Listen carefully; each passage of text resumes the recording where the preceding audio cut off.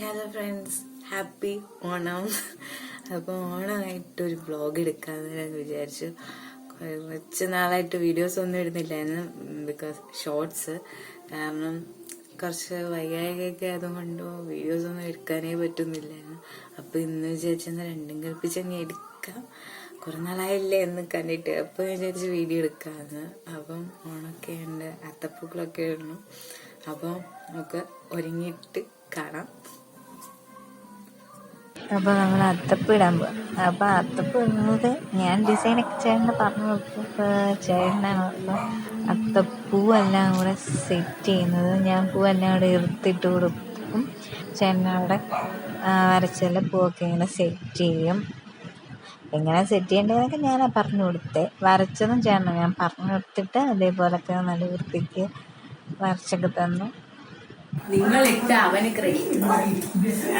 ഞാൻ ഫോട്ടോ എടുത്ത. അപ്പോൾ ഇതാണ് ഞങ്ങളുടെ ഒരു അത്തപ്പൂ.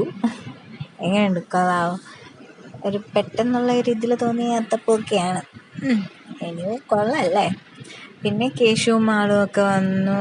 അവരപ്പോൾ അച്ഛനായിട്ടൊക്കെ ഇങ്ങനെ ഓരോ കാര്യങ്ങളൊക്കെ പറഞ്ഞ് ഇങ്ങനെ തർക്കിച്ചുകൊണ്ടൊക്കെ നിൽക്കുകയായിരുന്നു. സ്വന്തം വീട്ടിൽ അത്തപ്പൂ ഇടാതെ ഞാൻ അത്തപ്പൂ ഇട്ടതും നോക്കി ഫോട്ടോ എടുക്കുന്നത് എൻ്റെ പുന്നാര. പിന്നെ അതൊക്കെ കഴിഞ്ഞ് ഞങ്ങൾ രാവിലത്തെ ഫുഡ് അടിക്കാൻ പോവുകയായിരുന്നു.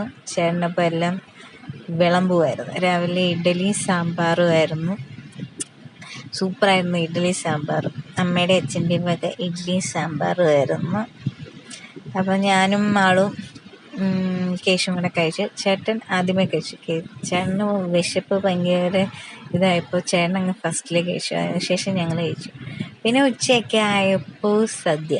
എല്ലാം വളരെ പെട്ടെന്നായിരുന്നല്ലേ. വീഡിയോസൊന്നും അധികം എടുക്കാൻ പറ്റിയില്ല. എന്ത് ചെയ്യാനാ, ഞാൻ ഓൾറെഡി പറഞ്ഞു വയ്യാതൊക്കെ ഇരിക്കുന്നത് കൊണ്ട് എനിക്ക് അധികം വീഡിയോസൊന്നും എടുക്കാനും പറ്റുന്നില്ലായിരുന്നു.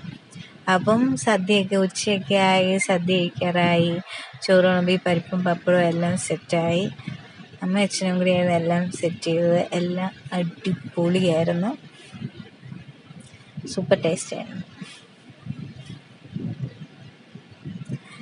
അതിനുശേഷം ലാസ്റ്റ് നമ്മുടെ പാലട പായസമായിരുന്നു.